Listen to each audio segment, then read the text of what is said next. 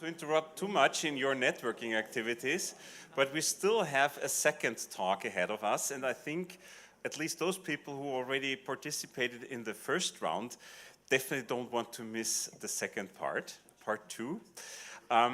So once again, for those of you who are new now in the auditorium, a very hearty welcome from my end. It's a particular pleasure to have this event here today as a green chemistry seminar series, essentially the start of a green chemistry seminar series that we both dedicated to interaction with students, but also interaction on the more scientific level. This will be the major agenda for the second part this afternoon. We have John Warner with us today as one of the founding fathers in green chemistry. Those of you who were already here 2 hours ago have already learned quite a lot about his career track so far. He also promised that he will continue now, not repeat certain things, but continue in the next stages. And I hand over to Florian Rudroff, because he's actually the main host. This is also part of the Institute seminar, the Institute of Applied Synthetic Chemistry, and we'll present our speaker today to the newcomers in the auditorium. Thank you very much, Marco. I see that everybody's here, so the attendance list, in my case, is I get a check for everybody who needs an attendance for the seminar. But today, I'm very honored to welcome our speaker of today, John Warner, and I want to give you a brief overview of his CV. And when we start with his bachelor in chemistry at the University of Massachusetts in Boston, then I move forwards that he did his PhD in Princeton University. And then afterwards he started working at the Polaroid Corporation, and I don't know if anybody knows what Polaroid is here, but for the older amongst us, they know. And then actually he moved on as a full professor again to the Boston University. And in 2007 he founded the Warner Babcock Institute for Green Chemistry with Jim Babcock. And together in this year also founded another company, Beyond the Benign, with Amy Cannon, which is actually a sustainability and green chemistry education foundation. And he's a chemistry inventor, and he designs and creates commercial technologies which are inspired by nature. And I think this is something that I also try to envision in my research, at least, because nature is great, and I think we can learn so many things from nature. He has more than 300 patents, more than 100 publications, and most of you, I guess, should know that he is actually the former of the 12 principles of green chemistry, together with Paul Anastas. And he was working in completely different fields, I would say, from non-covalent derivatization, polymer photochemistry, metal oxide semiconductors, synthetic organic chemistry, and so forth. But I was really overwhelmed by his numerous awards. And one I want to mention because it's the Presidential Award for Excellence in Science Mentoring, received by the President George W. Bush in 2004. And I guess not so many people met a president, especially not from the United States in person. And by having said that, I don't want to take too much time of yours. I'm really happy to have you here, and we have a beautiful view of Vienna. So everything is set for your lecture.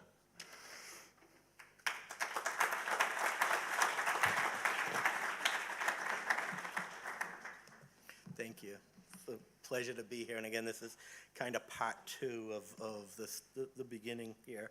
Very, very honored to have the opportunity to be speaking with you and celebrating the beginning of the master's program in green chemistry here, and look for great things to happen. Again, my disclaimer, I'll just, as pointed out, I started out in, UMass Boston, and then PhD at Princeton, and worked at the Polaroid Corporation for a while.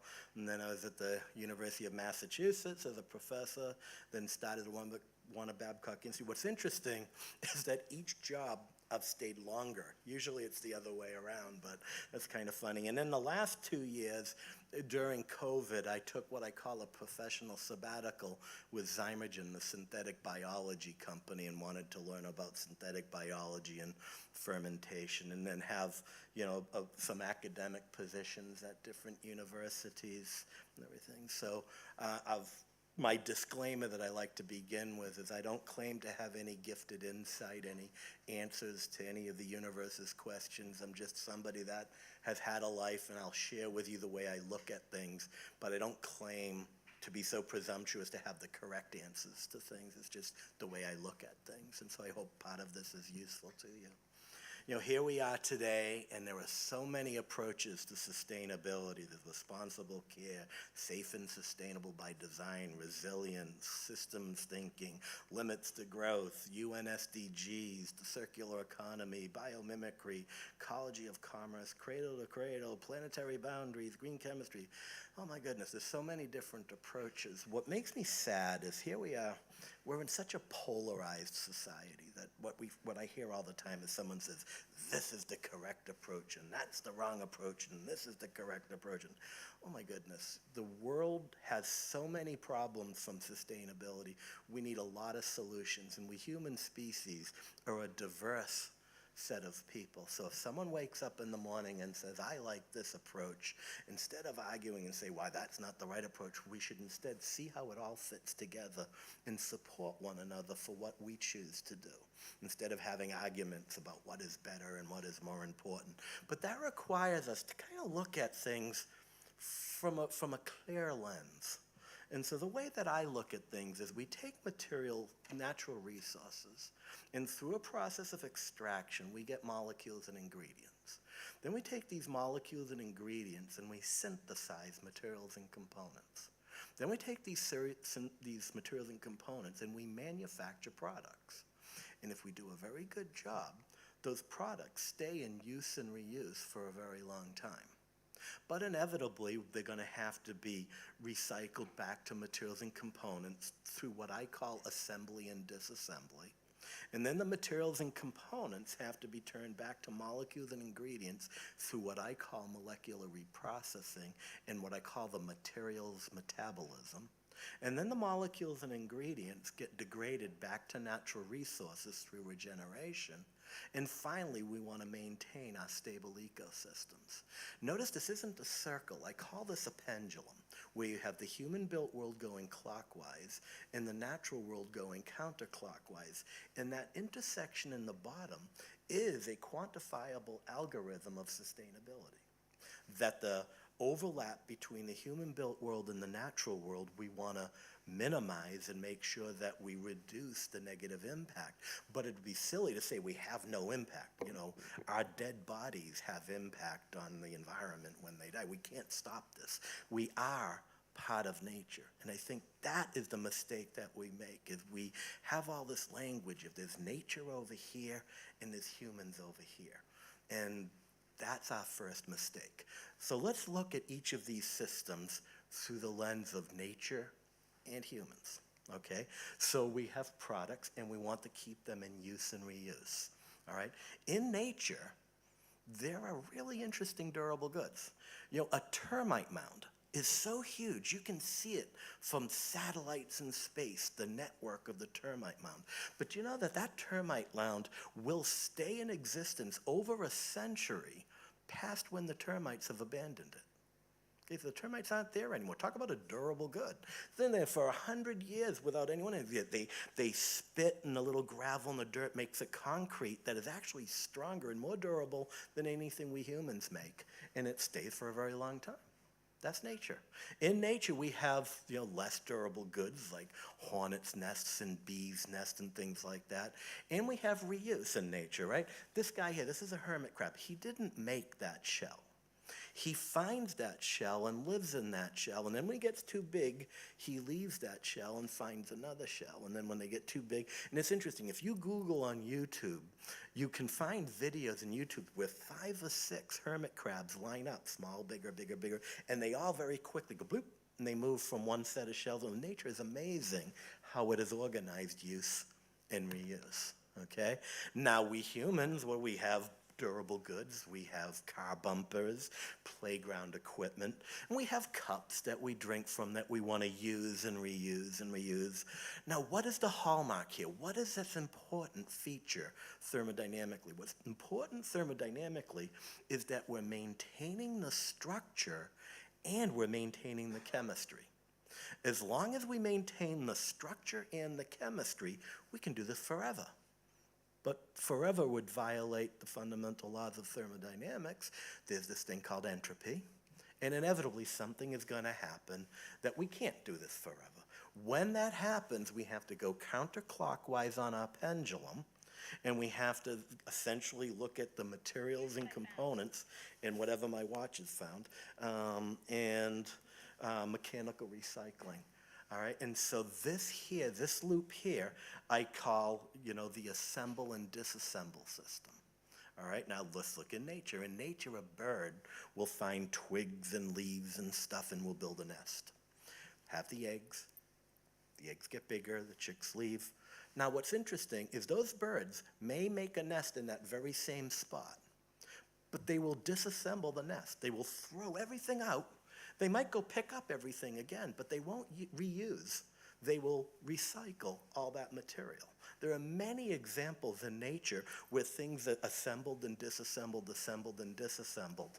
Okay, and that's an important aspect. You can think of a lot of these examples. So when we look at the human-built world, we look at plastics, all right? Critical need of plastics in medical care and stuff like that. We take these plastics that have a form, they're a tube, they're a bag, they're a cylinder, and we grind them up and we make, the resins and the pellets, and then we injection mold and we form new products, and we grind them up and we make the pellets. We go back and forth and back and forth. Or in the paper industry, we'll make a sheet of paper, grind it up and make pulp, and then we'll make a new sheet, and we go back and forth and back and forth. This assemble-disassemble process can happen and happen and happen. But in this case, unlike the first station, we're allowing the structure to change. Sheet of paper, blob of pulp, a bag, a plastic bag, some pellets. So for this station, we just want the chemistry to be maintained.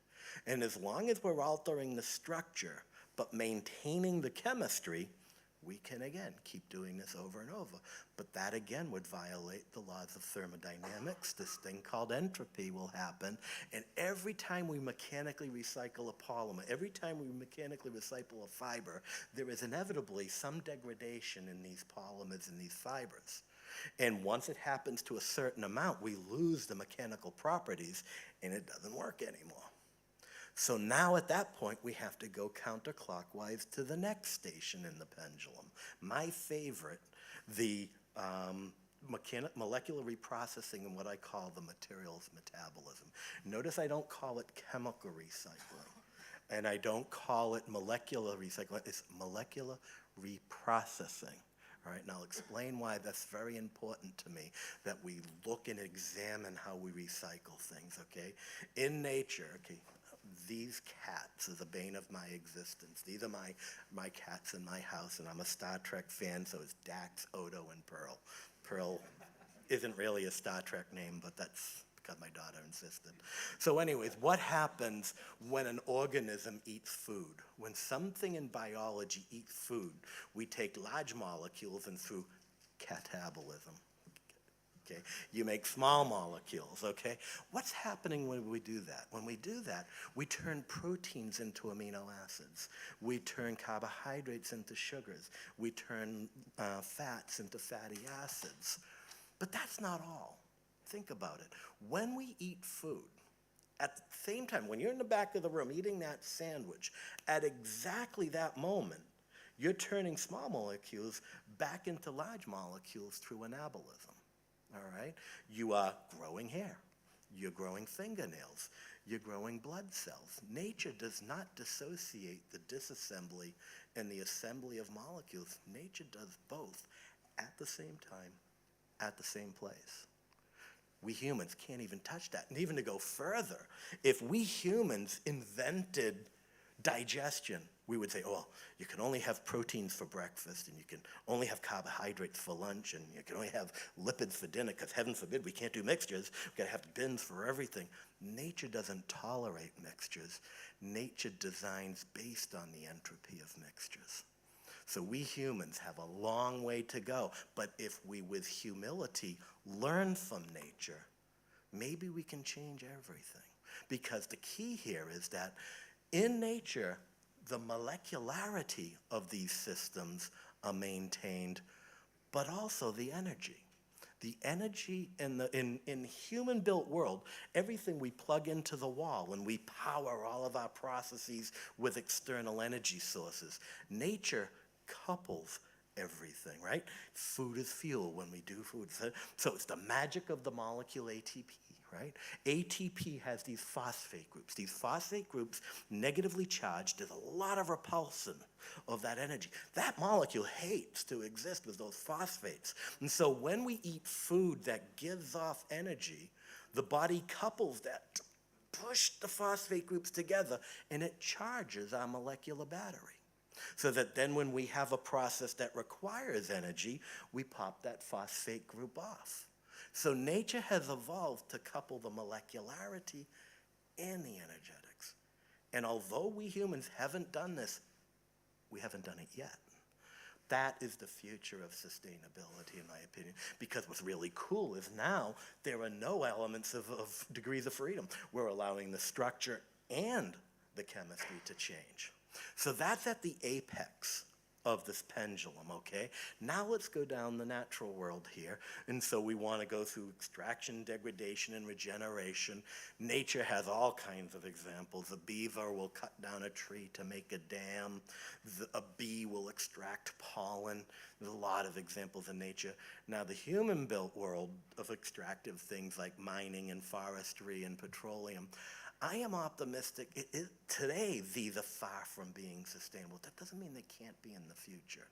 But it's going to take our humility to look at how nature does things and understand the combining of molecularity and energetics. We've got a long way to go, but I refuse to believe that it's not possible. And then finally, the stable ecosystems. Close your eyes and go to your happy place. We all know what we mean by stable ecosystems here, okay?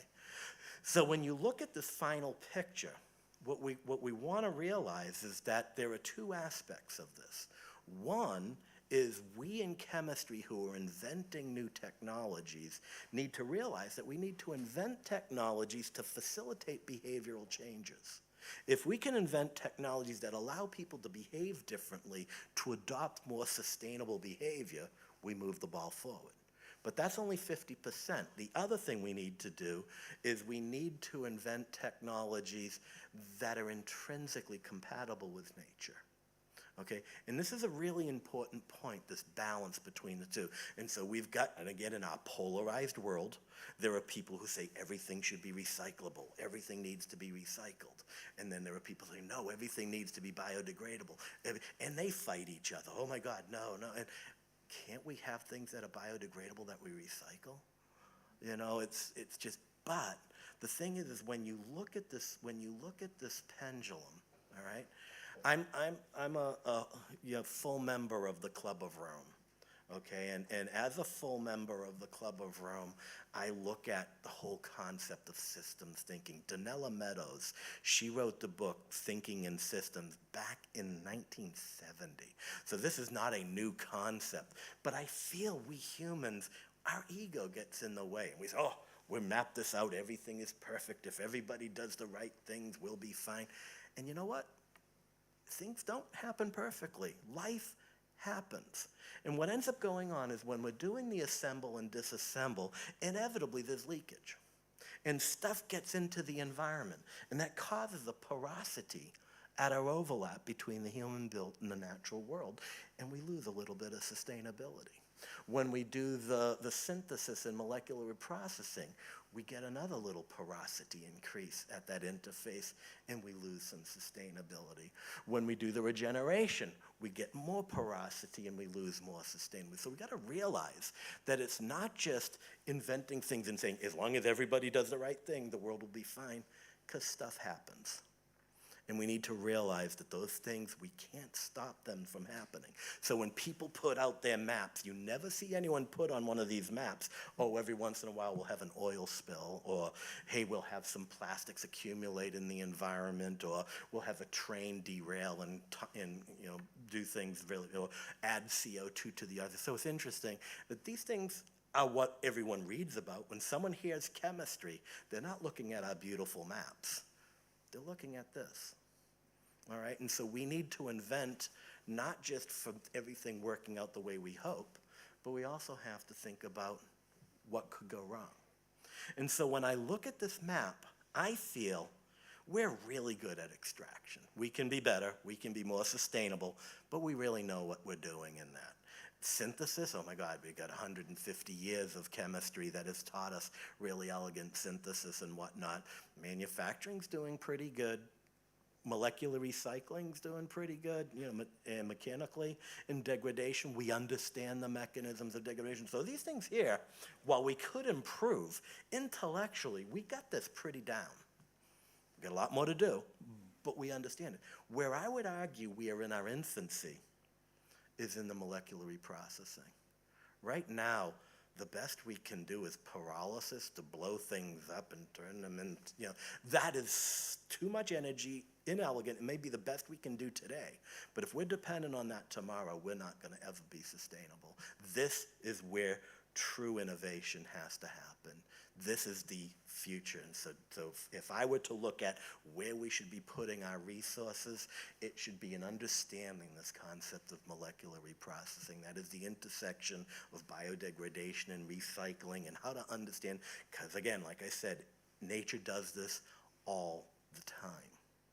We humans, the human-built world, has not even approached this yet.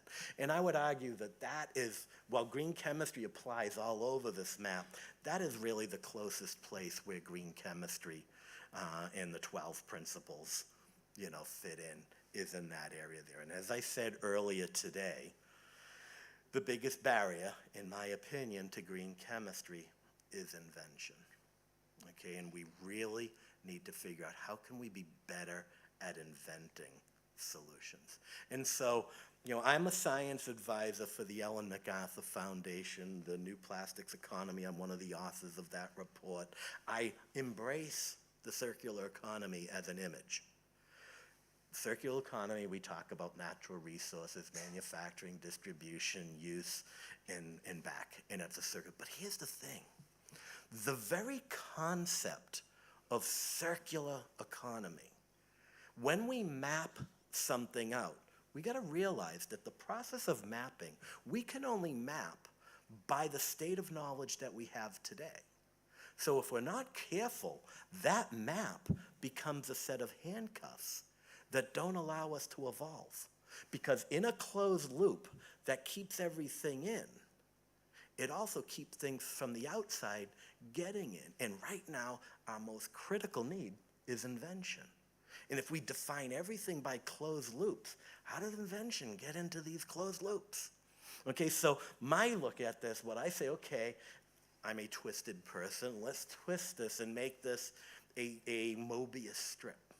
Okay, and the Mobius strip, I call this the materials ecology, and I superimpose on this what I call the intellectual ecology of basic research, applied research, development, scale-up, commercialization. So how do we look at the movement of materials through our society, and how do we look at the movement of ideas through our society? And if they are separate, we can't get this done. We need to intersect the two, the materials ecology and the intellectual ecology. And so the way that I look at my world, I call the technology greenhouse is where resides intellectual ecology and materials ecology. And I have two models that I want to share with you for these two approaches. Okay, and so the first one I call rapid technical feasibility. All right, and because, I've been at this and have earned these gray hairs, I've come to reflect, how does one go with an idea and create something useful with that idea? Well, the first thing we want to do is we take that idea, and through a process that I call parameterization, we develop an intuitive knowledge of how this idea works, and we create what's called an invention. But we want to be a little bit free. We want to understand what are the possibilities, and we parameterize as many possibilities as possible. And then once we have these sets of inventions, we go through a second step, which I call the integration step.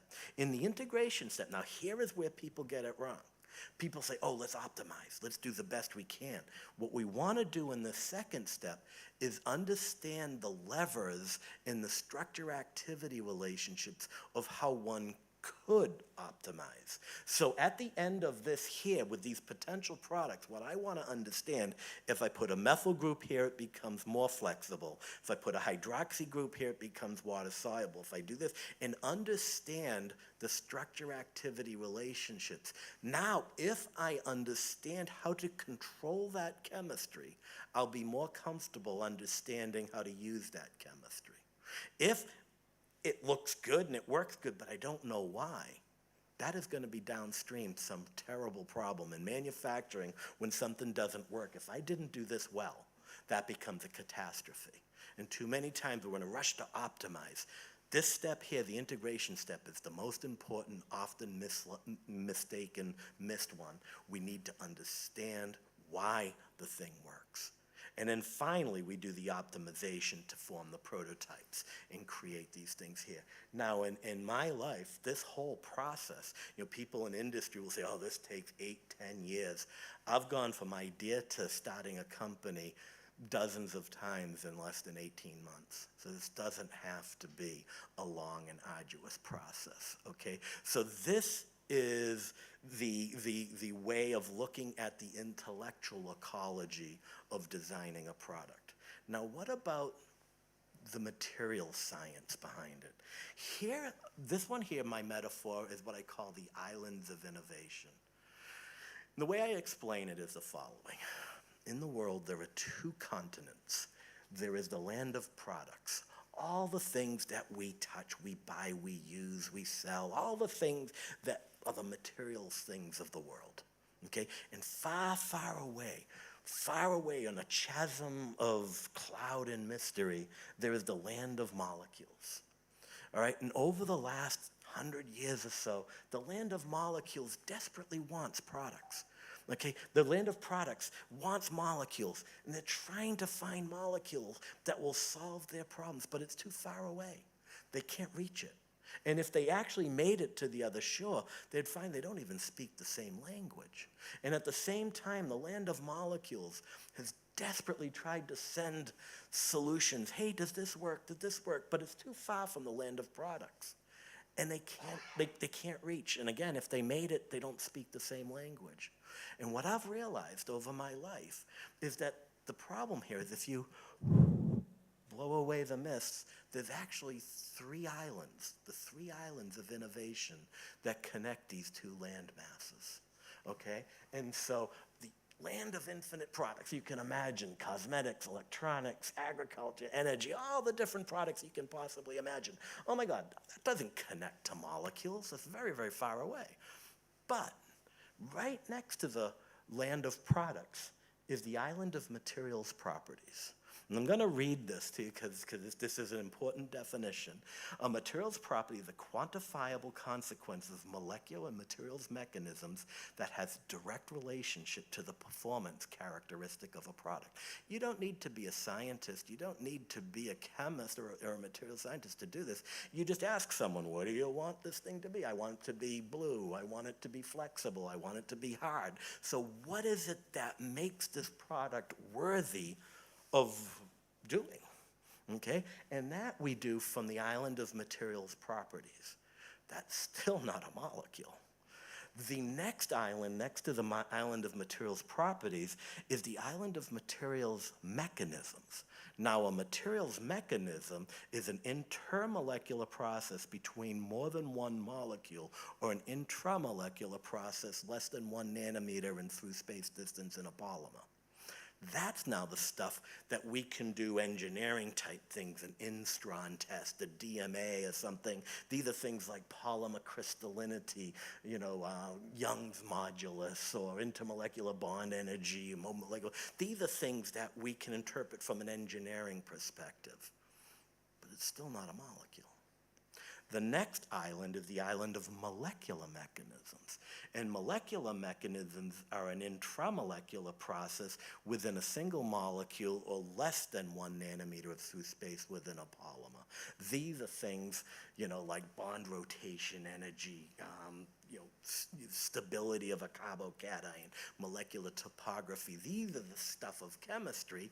Now, once we look at that, we can start connecting that to the molecules, right? And the key here is that this doesn't have to go one direction or another. Okay, that you can start from molecules and go to products. You can go from products back to molecules. There's no implied direction here. I had to present it in a direction, but that direction is not implied. And how do we get between these things? One thing is good old-fashioned intuition, but I do feel the future, AI and computation will help us. But right now, the problem is no one in AI sees these islands. And so they're making stuff up, jumping from molecule to products. Once AI catches up and starts understanding this heuristic, we can start making progress in that there. And then how do you cross the islands? Well, you cross the islands with good old-fashioned experimentation, and we can facilitate that with automation. Okay, and so here is, where this discussion comes in, where some people say, okay, fundamental chemistry or applied chemistry, all right? And I joke that, again, a molecule doesn't know what it's doing. A molecule doesn't sit on a couch and dream of being a paint, all right? A molecule is just a molecule. The person doing the science is applying that bias, all right? And so we talk about technology push, and we talk about market pull. And in my opinion, these images hurt us, and they do not lead to sustainable products. I haven't created a good slide for this, so let me explain. So you're all familiar, I assume, with the Carnot cycle and the fundamentals of thermodynamics. If I take a weight and I drop it out of the second story of a building and it crashes to the ground, and I harness the amount of energy that I can collect from that transition, the further I drop that weight, the more loss will happen from entropy, and I'll get less maximum useful work from that. We know that if you have a hot body in a light body and a cool body, you get more entropy loss the farther those things are apart. Now, if I were to make an incremental plane and roll a ball very, very slightly, then I can extract the most useful energy from that process. The way to think of it is about microscopic reversibility. If I take a snapshot of a picture of a process and you can tell what direction that system is going in, by definition, you will have a loss of useful work. When you can't tell, when you're more confused, is it going up, is it going down, is it going left or right? That's when entropy is reduced and the most maximum useful work conversion of potential energy to kinetic energy can be extracted. Well, the same thing applies to something like this. If you look at a research project and you immediately say to yourself, oh, that's a technology push, or you look at another research project, that's a market pull, by definition, you're losing efficiency. That for us to really do this right, we need to be in dynamic equilibrium, because that's not the way science works. If I go in the lab and I say, I'm going to take this material and I'm going to make an adhesive out of it. And then I'm in the lab, and as I'm working with it, I realize, man, this makes a great film. And I start making a film. And then as I start making a film, I realize, wait a minute, I can do 3D printing with this. This forms a really good filament, has just the right properties. And at the end, I sell a new material for 3D printing. Did I fail to make an adhesive? Yes. But did I fail to succeed in what I was doing? No. If someone has me in handcuffs saying, you're an adhesives person, make an adhesive, we will fail 95% of the time. But if we allow the science and feel the pull of the market, but also embrace the push of the technology, we will always succeed at something. It's only when we put these blinders on and subscribe to one or the other of these quote-unquote religions that we impose failure on ourselves. Doesn't have to happen. It's a human construct that gets in our way. So when you look at these two things superimposed on themselves, the rapid technical feasibility and the islands of innovation, here I am waving my arm saying, but this has kind of worked for me, okay? I've got what, 338 patents by doing this, okay? So this has happened, and the inventions here are in, you know, you've got medicinal chemistry, imaging systems, adhesives, cosmetics, electronics, composites and textiles, you know, all over the place. Here are the companies that, you know, if I work with a company, I keep quiet. I don't tell anyone that I'm working with the company. But if the company files a patent with my name on it, well, that's now public document. So these are the companies that there are patents with my name on it that I've invented from that list. The whole bunch that aren't public yet. But what's more exciting than working with the companies, which is exciting in of itself, is creating new stuff and inventing new things. And this dichotomy of technology push and market pull. I could stand here and I could give you a very long lecture of control of back electron transfer and photochemical sensitization of titanium dioxide. And I could give you probably about 6 or 7 hours of lectures of how do you design the chromophore and how do you do that. Or I could give you a different talk. And I could say, my favorite artist is M.C. Escher, and this is one of my favorite drawings. Okay, this graphic here, you look at the top and you see birds. You look at the bottom and you see fish. But I ask you, when did the birds stop being birds? When did the fish stop being fish? It's kind of confusing, isn't it? In biology, in nature, there's almost never a discrete boundary. Everything in nature is fuzzy like this. If you look at electron transfer across a mitochondrial matrix, you'll find that it's not a big jump. It's not coming from a second floor window. It's a little jump, a little jump, a little jump, a little jump of a bunch of different redox states that happen across the cristae of the mitochondrial matrix. Okay, so it's more like this Escher painting. So I said to myself, if I can make a semiconductor and take that semiconductor and make it in type of way that, like an optical illusion, I slowly turn it into a chromophore. And then take that chromophore and I slowly turn it into an electrolyte. Could I make a photovoltaic system designed like this? And I did. And what's interesting, you know, Michael Gretzel evaluated this. It is the highest efficiency photovoltaic system of this type in history by using this technology. And so the cool thing is that it's, you know, if you take a solar panel, a traditional solar panel, and you bring it inside or you use it on a cloudy day, it's not that it works less. It doesn't work at all. But there is an incident of required threshold of wavelength and intensity before a solar panel works.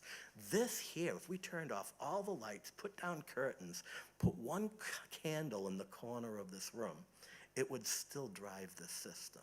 And so anything with a battery, a cell phone, a mouse, an e-reader, or a smoke detector, anything that has a battery, this thing here constantly recharges the battery. Okay, so you can see where the science and the description of, well, how did you make that semiconductor look like a chromophore? There's a really cool science talk, but then we start talking about applications, we talk about the patents, started a company called Ambient Photonics, and 4 months ago, Amazon invested $42 million, and we're now in manufacturing in California for this process, okay?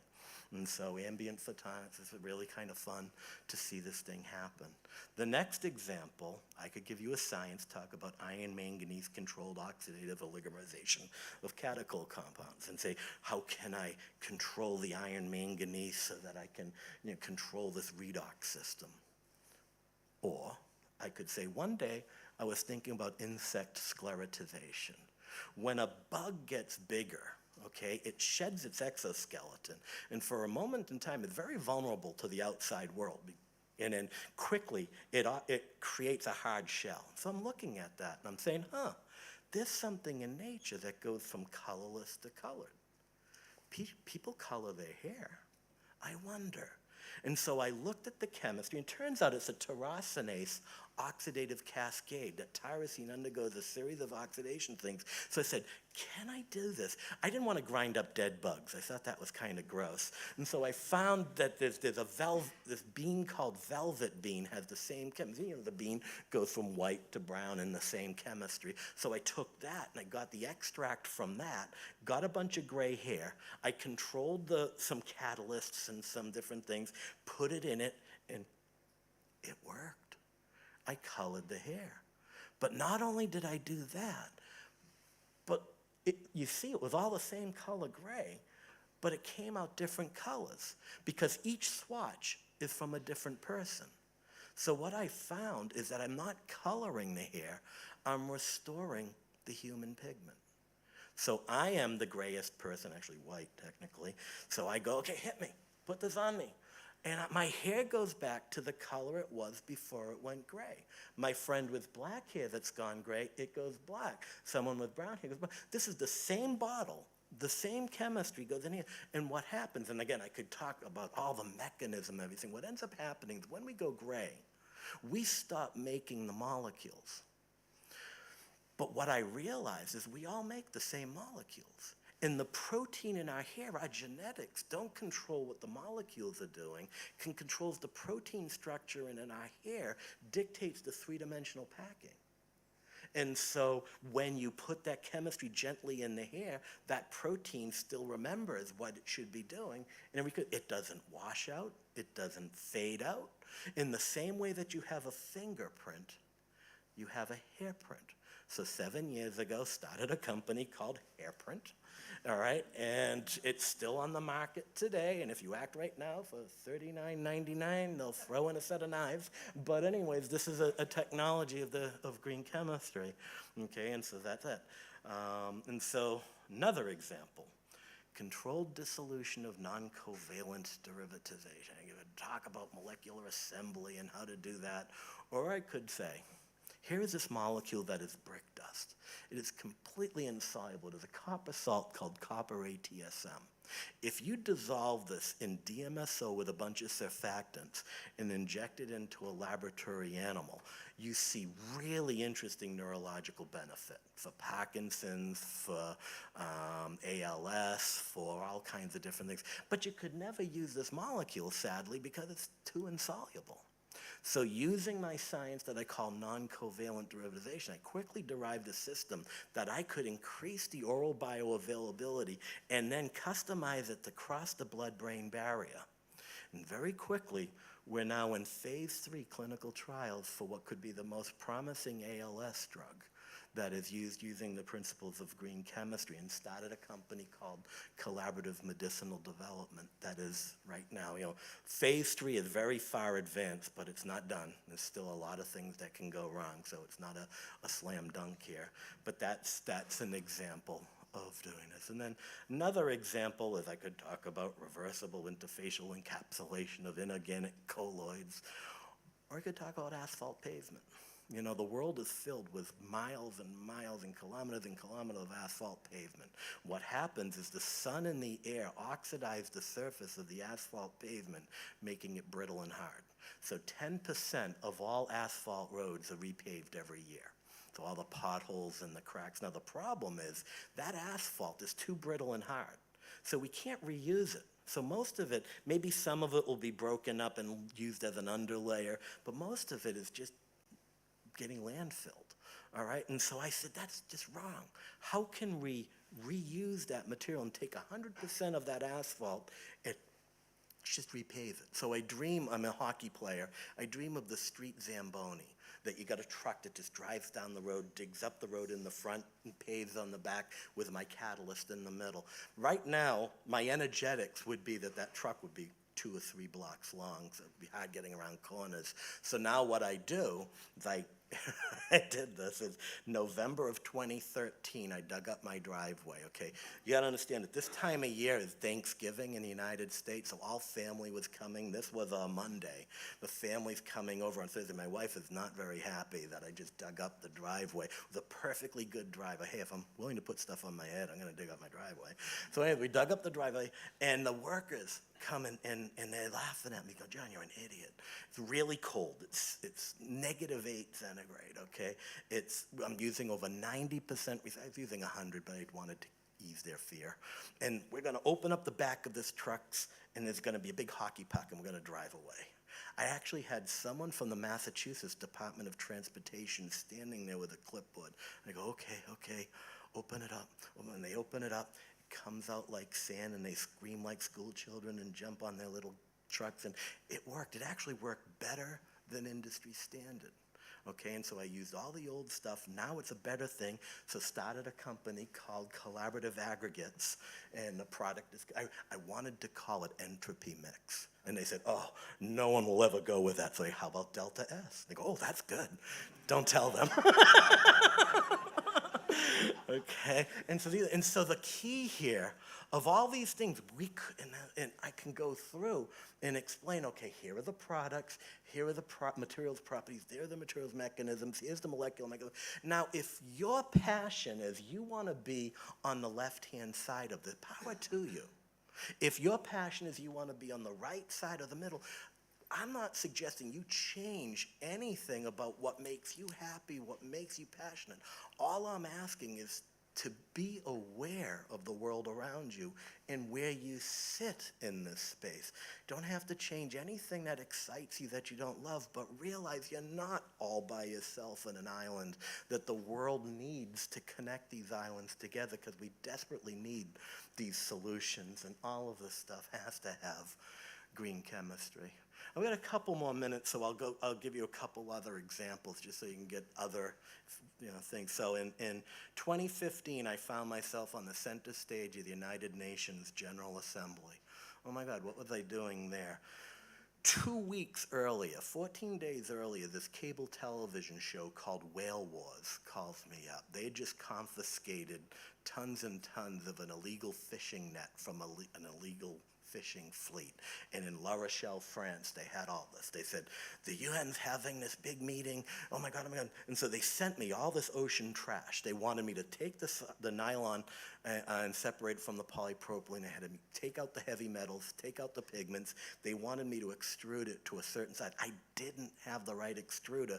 So online, I found the plans for when I built the extruder, invented the process, and standing beside me on the Senate State of the United Nations, someone from the board of directors of Adidas holding up their ocean plastic running shoe. That was invented using the islands of innovation and this whole process of 12 principles of green chemistry. Within 2 weeks, they were calling other companies that they knew, oh, you're going to need years, we're going to need all this. I said, okay, we'll do it. And another example is engineered wood composites. OSB, oriented strand board lumber, is the most common construction material in the United States and in North America.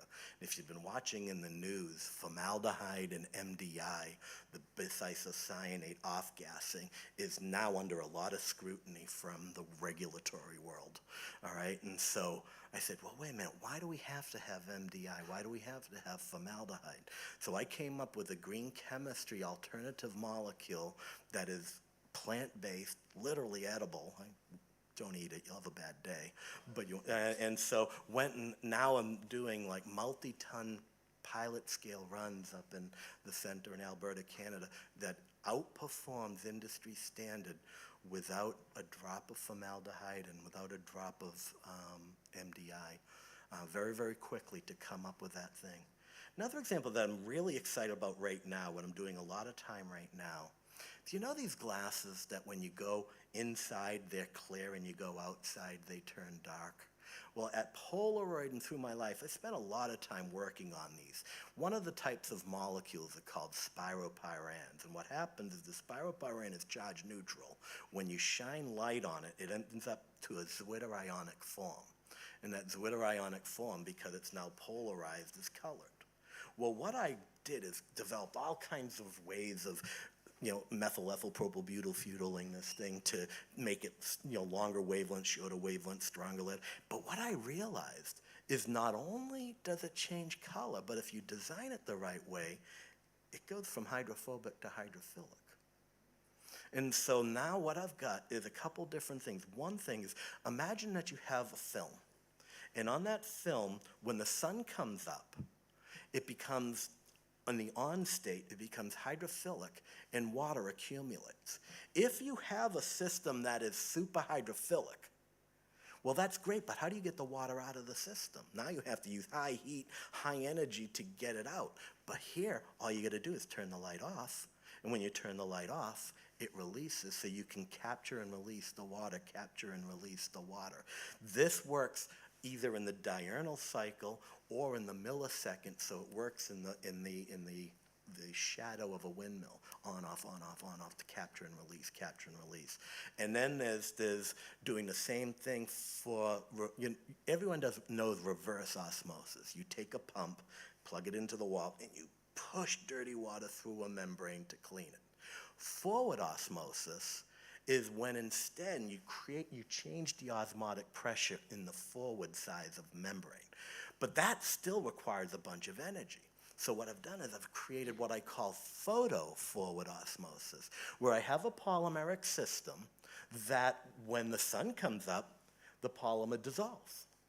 And now the osmotic pressure goes way up. I designed it to be a polyelectrolyte, huge osmotic pressure, so it pulls the clean water through. There's no pump, no energy, it's just through osmosis, pulling the water through, and then when the light goes off, the polymer precipitates out, and I siphon out the pure water, rinse and repeat, do over and over again.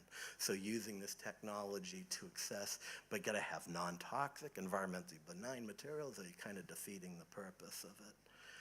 Last example is just, one day, the orange growers in the United States came to me. It used to be in the United States, every household product smelled like oranges or citrus. And then they vanished. What happened was the US EPA declared limonene a skin irritant. And so, oh my God, we can't use it. And the orange growers were devastated because they were making a lot of money selling this. And so they go, John, what are we gonna do? Now I can't explain how I do these things, but I'm looking at that and I'm saying, well, if I hydrolyze limonene 50%, and then I put it in water, and I take a frequency probe, and I get sonicate this at just the right frequency, so I can get a sonicated system with the right density, and I grind up a lithium cobalt battery. I can use the hydrophobicity, hydrophilicity to pull everything out, float everything by density, and extract and purify 100% of the lithium cobalt oxide and remake the battery 100% with non-toxic materials at high efficiency. And so that's an example of that there. And again, on and on and on and on. The idea here is to say, I don't feel that I'm some genius that comes up with these crazy. I believe everyone has the ability to do this. And we have created an inhibition to convince ourselves we can't do this. So it's not an exercise of, oh, I want to learn how to do this. It's really an exercise to ask yourself, what is stopping you from doing this? And remove that. Because you all have the ability and the creativity, imagination. We got to identify what convinces us that we can't do it. I feel that that's the magic here. And it's critical that we figure this out because, again, as I've said before, most technologies that society needs hasn't been invented yet. And we got to ask ourselves, who's going to invent these missing elements? And I hope I'm looking at a whole bunch of people that are going to be that next generation of stuff we dearly need. So thank you very much for listening to me, and I appreciate the opportunity.